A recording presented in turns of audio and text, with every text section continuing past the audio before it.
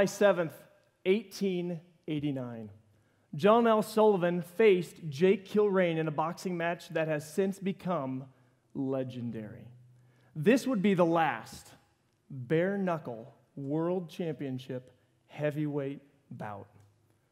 John L. Sullivan had been the well-loved and popular champion of gloved boxing for over 7 years. But alcohol, illness, and pride had begun to take effect on his body. But people began to think that the champ could be beaten. Jake Kilrain was an up-and-coming boxer who was hungry for more. His promoter began to boast that Kilrain, not the champion Sullivan, was the best boxer in the world. The details for the fight had been set 6 months earlier. The match would be conducted under the London prize ring rules, which are a mix of modern boxing and wrestling. Some of the unique points include each round begins with the boxers in the middle of the ring with their toes in the dirt on a line. The round ends when one of the participants is thrown to the ground. There's a 30-second break at that point, and each boxer has 8 seconds to return to the middle. You could down a man either by punching him or by throwing him, but everything had to be above the waist. Shoes could have spikes in order to get better footing in the turf. The location of this match was kept a secret. 5 states had said that they would arrest any participants involved in planning and promoting or participating in it. Despite the secret location, the fight was talked about in newspapers incessantly. The gambling on the match was extensive, with bets coming in as far away as Polynesia. When the day of the fight finally came, the two pugilists faced each other on a farm near Richburg, Mississippi, with the match starting at 10:30 in the morning. Witnesses say that by 10 a.m., the temperature had reached 100 degrees. The first round ended after 15 seconds, with Sullivan being thrown to the ground. The second and third rounds also ended with Sullivan being thrown. The fourth round lasted 15 minutes, also with Sullivan hitting the dirt. In the fifth round, with the temperature hitting 115, Kilrain draws first blood on Sullivan, but the round ends with Kilrain getting knocked down by Sullivan. From this point on, the match takes a decidedly turn in the favor of Sullivan. Round after round, both men exchange punches. Kilrain's face is described as swollen and disfigured. Sullivan vomits between rounds. Kilrain's cornermen have to carry him to his corner. He is often falling down from exhaustion, but both men continue. Kilrain even resorted to cheating by trying to trip Sullivan, and at times he would even fall down on purpose just to get an extra breather. Despite his strong start, Kilrain saw that the match was slipping away. People saw blood seeping out from on top of John L. Sullivan's shoes from places where Kilrain had stepped on them, either intentionally or accidentally. Very often, John L. Sullivan stood in a pool of his own blood.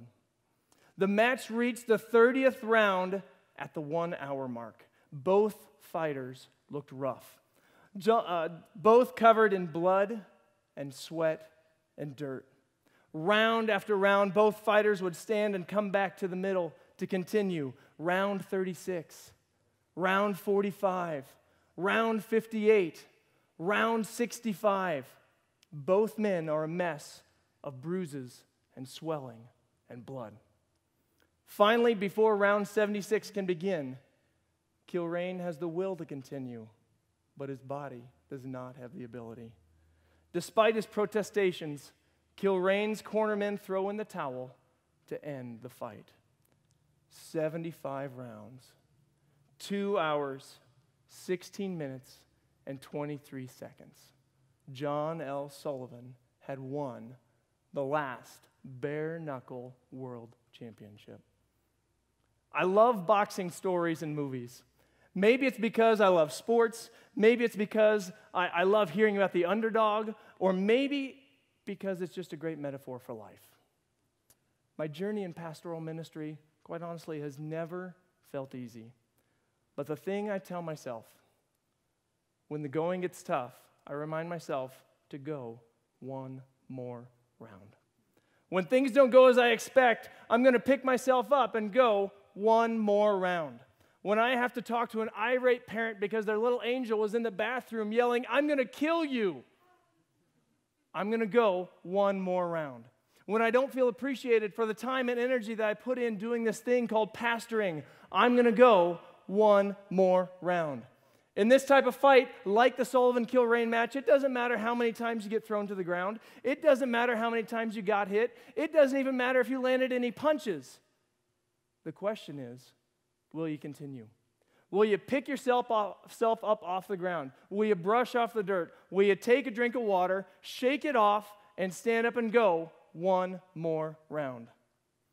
2 years later, in a match that some consider the greatest of all time, John L. Sullivan lost to a man named James J. Corbett. Gentleman Jim, as he was called, he said this, and I have this on the wall of my office. "Fight one more round. When your arms are so tired that you can hardly lift your hands to come on guard, fight one more round. When your nose is bleeding and your eyes are black and you're so tired that you wish your opponent would crack you one on the jaw and put you to sleep, fight one more round, remembering that the man who fights one more round is never whipped." If you've seen the story Cinderella Man, seen the movie Cinderella Man, you know the story of a boxer named James J. Braddock. Now, Braddock was a boxer, and he was a true rags to riches story. He went from being a washed-up boxer, working the docks and collecting welfare, to being the world champion and legend in just 1 year. Braddock had one quality that made him a champion. He wasn't the most powerful punches. He would never overwhelm an opponent with brute force. He wasn't the fastest boxer. In fact, some said that as he boxed, it was like he was standing in buckets. His best quality was to take a punch. His superpower was to be able to have people hit him, and he could stay standing. He would always go one more round. When Braddock faced the reigning champion, Max Baer, people said that it would be a lopsided affair. You see, Baer was known for his devastating right hook. The conventional wisdom said that he would pummel Braddock. But leading up to the fight, Braddock had worked to counter and evade Baer's right. But during the fight, even on those occasions when Baer would land his best punch, he was amazed and even flummoxed that Braddock could stand there and take it. See, there's a quality in ministry that we all have to have. It's a skill to take a hit and stay standing. There are things in ministry that won't go your way. There are challenges and obstacles that will take you by surprise. There will be criticism and complaints, and it will feel personal. But when all is said and done, you have to have the attitude that you're going to stay standing. You're going to stay in the fight for, say it with me, one more round. In his latest installment of the series, Rocky Balboa, it's an amazing movie, all right? Rocky tells his son this. He says, "The world ain't all sunshine and rainbows. It's a very mean and nasty place. It will beat you to your knees and keep you there permanently if you let it. You, me, or nobody is going to hit as hard as life. But it ain't about how hard you're hit. It's about hard you can get hit and keep moving forward. How much can you take and keep moving forward? That's how winning is done." It seems that for me, the person that beats me up the most is myself. I have this continued temptation which has reared its head again and again and again. And it's a voice that comes and whispers in my ear. And it tells me, quit. And I don't mean just to quit my church. I mean to quit ministry. Leave. Be done. The kids are better off without you. This isn't for you. You're not qualified. You're just screwing it up. And the kids are going to need counseling for years to come. You're knocked down. Just stay down. You see, the temptation to quit has haunted me for more than 5 years. And I'm sick of it. I'm sick of entertaining this thing for as long as I have. And even if this message is for no one else except me, I am standing here saying that I will go one more round. God has put me in this place of influence and authority, and I will, with God's help, stand for what is right and continue to fight one more round. The enemy can throw at me what he will, but with God's help, I will stand one more round. Because you see, there's one other aspect to this that I never, ever want to forget. We aren't in this fight alone. In high school, I was on the wrestling team, and I'd never wrestled before that, and in 4 years, I went from not winning any matches my freshman year to eventually qualifying for state twice.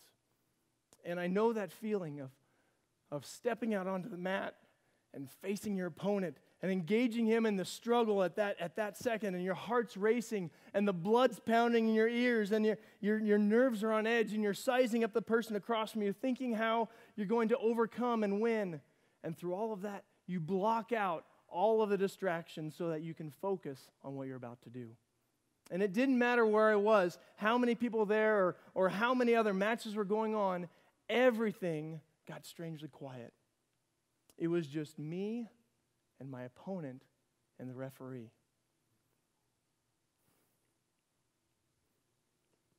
But as I was wrestling, there was one voice that always stuck out to me. There was one voice I could always hear, no matter what was going on. I could hear my coach. My coach's voice would come through. His name was George. I could always hear my coach's voice. Now, he couldn't actually do anything. He couldn't make me have proper technique in my double leg takedown. He couldn't stop my opponent from attempting a fireman's carry on me. He couldn't do anything to help me in that match except one thing. My coach could talk to me. He would encourage and exhort and admonish me in everything that I could do to win. You see, what he saw is he would see the things that I didn't see. He would see opportunities that I should take advantage of. And he would see the bad habits that I needed to stop doing. I would say that in those hard times, when you face your personal hard times, when you don't have the will or strength to continue, listen. There is a voice. He is telling you what to do. If you can't hear it, then you may just need to quiet some of the things in your life that are just noise and find a way to let that voice ring into your soul. God is in your corner cheering you on. There are people in your church that are cheering you on. We are all here cheering you on. The great cloud of witnesses from Hebrews chapter 12 is cheering you on. And through it all, we need to tell ourselves to go one more round. No matter how much you feel like a failure, we're going to go, say it with me, one more round. What are you facing? What personal foes are you up against? Is it a volunteer that left on bad terms? Is it a church that's in turmoil because of scandal? Or is it internal insecurities that you face? Maybe you're like me, and the person in the mirror is the person that you need to go up against every day. And my prayer for you is that you would stand up against that foe and go one more round. Thank you.